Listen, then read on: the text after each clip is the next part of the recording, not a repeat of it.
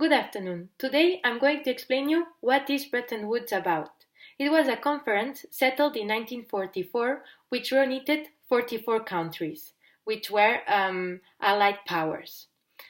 These Allied powers were represented by two delegations, the UK, led by Keynes, and the US, led by Dexter White. Two institutions as well were created, the International Monetary Fund, IMF, and the World Bank. The aim of this conference was to establish a stable liberal economic order or system after World War II. It wanted to improve world trade and avoid protectionism, so as to promote free market. Finally, at the end of the conference, the American approach, the one promoted by Dexter White, won. It wanted to perform an hegemonic power, the US dominance, as well as liberal values. It wanted to implement the Marshall Plan in order to help the Western economies to recover, and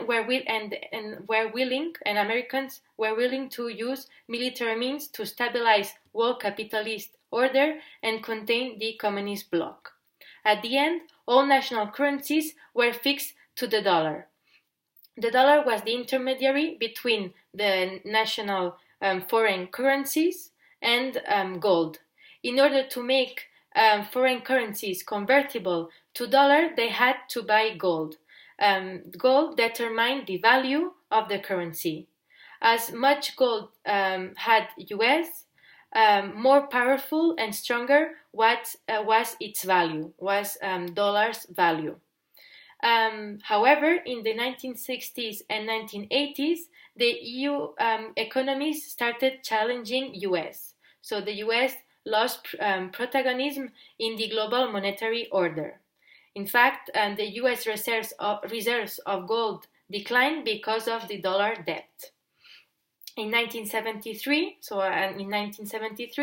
the convertibility dollar gold no longer existed because of the oil crisis in the 1970s and the collapse of the state socialism in the 1980s, 1990s. The World Bank was based on the development assistance to weak states. However, the third world countries did not receive as much as the Europeans and Japanese did. So there was quite sort of inequality and favoritism. In the International Monetary Fund, the other side, was based on converting using these funds to make credits, to finance short-term balances of payment deficits of these weak states. In the 1995, the WTO, the World Trade Organization, appeared. It wanted to secure the international free trade. Nevertheless, the third world countries didn't want to take part of it because they saw that their impression was that the free trade was actually a threat for their employment and national development. The IMF has been criticized by economists, some economists, because the US was unwilling to ensure a stable and balanced global expansion. So that meant that the IMF actions were very limited, because of not having enough funds. In order to change the balance of power, the third world countries created their own organizations so as to promote their own development agendas. The G77, the non-aligned movement, and the OPEC were the new institutions, opposed to the World Bank and the IMF. Its objectives were to protect and maintain their own economic systems.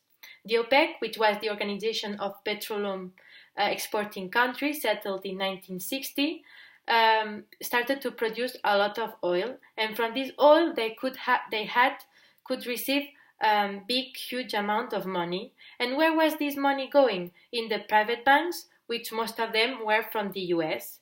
These private banks would then lend money to the third world countries, which were independent in that moment, no?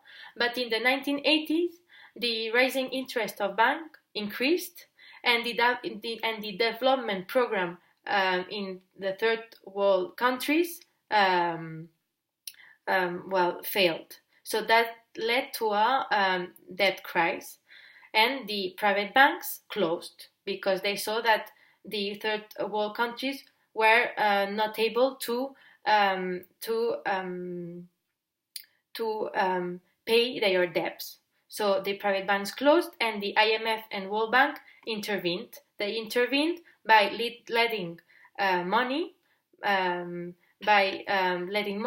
and in exchange, the third world countries had to follow their neoliberal agenda, which was based on privatization, liberalization, deregulation, and macroeconomic stabilization. The ASAP's programs, no, the structural adjustment programs, which were following the Washington consensus. The same happened when there was the Asian financial crisis in the 1990s. That before the Asian emergent economies were able to have protectionist measures, but because of the financial crisis, the IMF intervened and pushed a neoliberal solution, so it undermined those economies of Asia. However, nowadays the global economic governance institutions have established some reforms, and the institutions have remained, but the system itself, US, has no longer